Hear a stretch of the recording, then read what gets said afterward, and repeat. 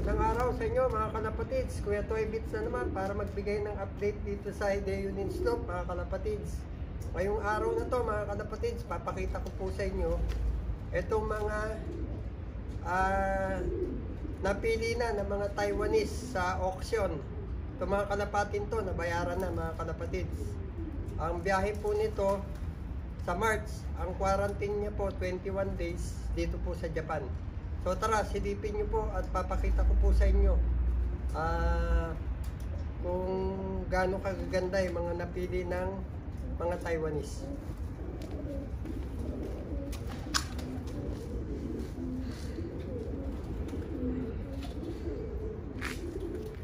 Ito po mga kalapatids, dito po nilagay.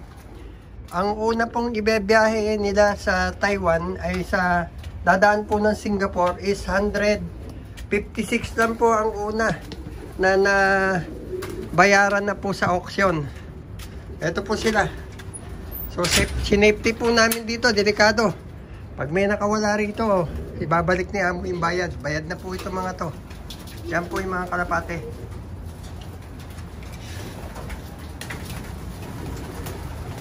Ito po sila, 156 birds po. Ano na, sold out na po ito mga to. Papunta po, dadaan ng Singapore, papunta po ng Taiwan. Ngayon po mga kalapatids, sa tiwala po ng mga Taiwanese dyan sa mga palahi ni Mr. Hideo Nin, tingnan nyo. 10 po dito na ibon, na Jansen, nabili po ng 50 lapad. I-convert na lang sa peso kung magkano. 10 Jansen po na ibon, tapos yung iba mga Morris Gordon, Louis Opel, tsaka Otto Wiener. Ang pinakamababa pong presyo ng mga kalapatin to is 10 lapad. Siguro ang palitan po ngayon is 37 kung di ako nagkakamali. So ang lowest price niya, ang first bid po ng auction nito mga to is 37,000. So sold out po lahat to. Tapos susunod po yung almost 300 pa na ibon, pero uunahin muna itong mga to. Ayan po sila oh. Ayan, bayad na itong mga to. Kaya delikado, baka may makalabas, lalo na yung napakamamahal. Yung nagkakalaga ng 50 lapad, biro mo 10 piraso. Ito po lahat na to is breed ko po lahat to. Ako ang nag-matching ng breeder. Ako rin ang nagpalaki nito mga naging ano na to, mga ibon. Ito po mga to, year 2020, 21, 22, 23. Yan, wala pong nakasama ng 24 pa dahil wala pa po akong na-produce ng 24. Inuubos ko lang po yung sing-sing ng 23. Yan po oh. Yan po sila oh. Yan. Bayad na po ito mga to. Palamig-lamig na po si amo. Ang problema, tayong kawawa rito na naman. Pero yung kasama ko nang bahala sa ano nito. Sasamahan ko ng pagdala ng ibon. Bahala na siya mag 21 days. At ako naman dito sa loop. Tapos yung mga may iwan, tatagal pa ng mga 2-3 buwan po rito bago sumunod yung pangalawang shipping. Pagpipilian po muna namin at i-breed muna para sa 2024 na ring. O, yan po sila. Ito po, pinili ng mga Taiwanese sa tiwala lang po nila sa mga ibon ni Mr. Hideo Nin. Sa ano lang po, sa Pigeon ID. Kasi nung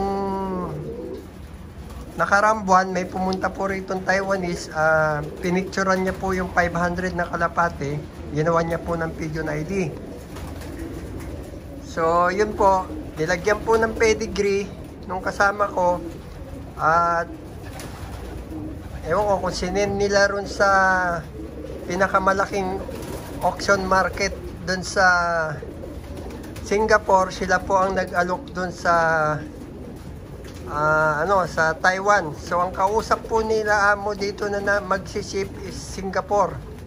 Sana nakausap na rin po namin yon, pero hindi po accredited ang Pilipinas, Singapore to Philippines. Maaring ipa-accredit muna nila, tapos saka po tayo pwede. Alam po, sa totoo lang, sa pagbibiyahe po ng kalapati sa Pilipinas, dadaan po tayo sa butas ng karayom. Dahil po, first time pa lang itong pagpapa-accredit tayo ng papeles para sa Pilipinas, para makaabot itong mga palahin ni Mr. Deyunin. Pero pagka nabalitaan ng China to, ng mga dating mga buyer ni Mr. Deyunin, sigurado gagaya na naman yung mga yun. Ganyan sila katiwala sa breeding ni Mr. Deyunin. So ayan o, nakita nyo. Walang hawak-hawak yan. Hindi tinimbang, basta pinicturan lang. Tapos ginawan ng Pigeon ID. Sinama yung pedigree. Ayun na, namili na sila. True record lang po yon, hindi po nila nahihipo yung mga kalapate. Pero miski hipuin nila itong mga to, eh wala namang problema. Talaga pong quality itong mga kalapating to. Ayan po ang update ko po sa inyo ngayon. Maigsi lang po dahil mamaya po huhuliin uli namin to. I-double check namin nung kasama ko. Para matapos na. Kahapon lang po natapos yung pagpili namin. Almost 700 pigeons. Ito lang po ang binukod. Tapos yung mga ibang Taiwan, nadadali ng Taiwan na mayroong Pigeon ID, naibukod na rin po. Pero yung mga ibang may iwan pa, i-breed muna namin. Sayang ang panahon para dun sa 2024 ring. So hanggang dito na lang po mga kalapatids. At ito po ang update ko po sa inyo. At asikaso po na si Kuya Toybit. Pinakain ko lang itong mga to. At yung paliguan nila, tinanggal ko yung sobra, baka makainom doon. Same time po, mamayang konti, pagtapos namin huliin to, pagpakawala, i-sprayan ko po ng malatayon para mamatay yung puto nila. So hanggang dito na lang po. Dito ko na po tatapusin itong maiksing update po ni Kuya Toybit sa inyo sa Mr. Deyunin Loop. Maraming salamat po sa mga tumatangkilik sa YouTube channel ni Kuya Toybit. Like, share, and subscribe na lang po mga kalapatids. Pasensya na po, talagang hindi po napakadaling magpabiyahe ng kalapate sa Pilipinas. Kaya sinasabi ko po, dadaan po tayo sa butas ng karayom dahil first time pa lang po tayo nag-apply para sa accredit po tayo dyan sa Pilipinas. Marami na rin po tumutulong pero hintay-hintay lang po ang kasagutan. So hanggang dito na lang po. Maraming pong salamat. Like, share, and subscribe po para sa YouTube channel ni Kuya Toybit.